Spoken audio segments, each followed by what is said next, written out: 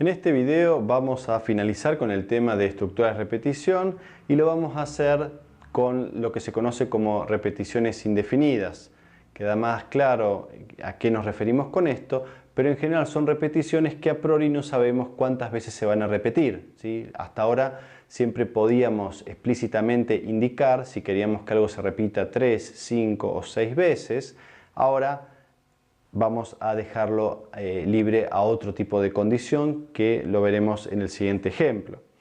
Quiero comenzar con lo que veníamos trabajando hasta ahora, que era ingresar los valores del TP, y sobre todo quiero mostrarles un caso, ¿sí?, que puede suceder, que es lo siguiente. Hasta ahora el usuario es libre de ingresar cualquier valor para los TP, más allá que los valores de TP van de 0 a 20. Un usuario distraído podría ingresar, por ejemplo, el valor 25, que no es válido, ¿sí? Podría ingresar el valor menos 10, ¿sí? Y podría ingresar el valor 100, por ejemplo, ¿sí?, que son todos valores inválidos. Y fíjense que el programa lo único que hace es sumar, ¿sí? No verifica o no valida los datos que son ingresados y nos da un resultado que obviamente tampoco es válido. ¿Cómo haríamos entonces para modificar este programa para considerar que el usuario no ingrese estos datos que son inválidos?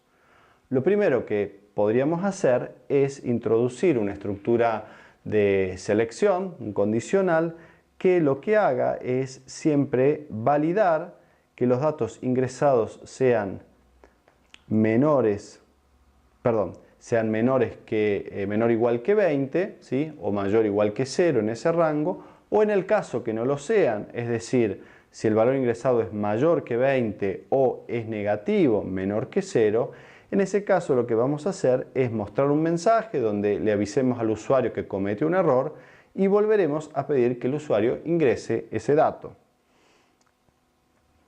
Vamos a compilar nuestro programa y vamos a tomar, por ejemplo, el primer caso. Si ingresamos 25, fíjense que ahora nos aparece el mensaje de que es inválido. El usuario en ese caso podrá corregirlo, decir, bueno, es 15.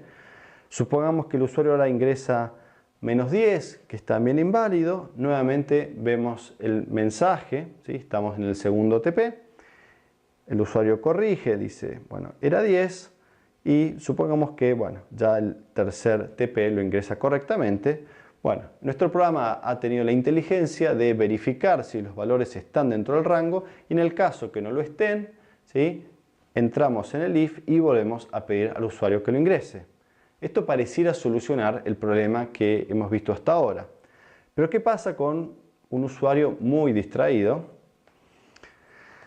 que, vamos a suponer, ingresa valor 25, que es inválido? El programa le avisa y le dice que es inválido. El usuario sigue distraído, ingresa ahora 24. Y fíjense que cuando ingreso el segundo valor inválido, el programa lo está tomando. Es decir, que el control que estamos haciendo es solo sobre el primer valor ingresado. ¿Por qué estamos haciendo un control sobre el primer valor ingresado? Porque fíjense que lo que no hace nuestro if es simplemente validar ese primer dato, ¿sí?, y luego el segundo dato, el que es ingresado dentro del if, no tiene ningún tipo de control, ¿sí? Efectivamente ahora, si yo ingresara menos 10, estamos en el segundo TP, lo va a detectar, pero si luego yo ingresara menos 100, ¿sí?, no lo detecta. Lo mismo pasaría para el último. Si ingreso 54 lo detecta, pero si después ingreso 100 no lo detecta. Y fíjense que al final el resultado es efectivamente la suma de todos esos datos inválidos. ¿Cómo podemos hacer para modificar este programa para que exista un control y ese control sea continuo hasta que se cumpla la condición de que el dato sea válido? Fíjense que esto se puede hacer de una manera muy sencilla, que es, así como hicimos antes de en un momento cambiar un if por un while para generar el efecto de la repetición, acá el if lo podemos transformar en un while. ¿Y qué es lo que hemos hecho? Ahora estamos diciendo que mientras el dato sea inválido, es decir, que mientras el dato esté por afuera del intervalo válido, es decir, que sea mayor que 20 o menor que 0, lo que vamos a hacer es mostrar un mensaje de que es inválido y vamos a pedir un dato. Una vez que ingresemos ese dato, vamos a volver al while y vamos a volver a validar si ese dato ingresado es correcto o no.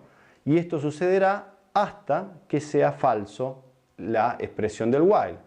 Cuando sea falso la expresión del while, lo que estamos diciendo es que por fin conseguimos ingresar un dato válido, porque lo que testea la expresión es que sea inválido.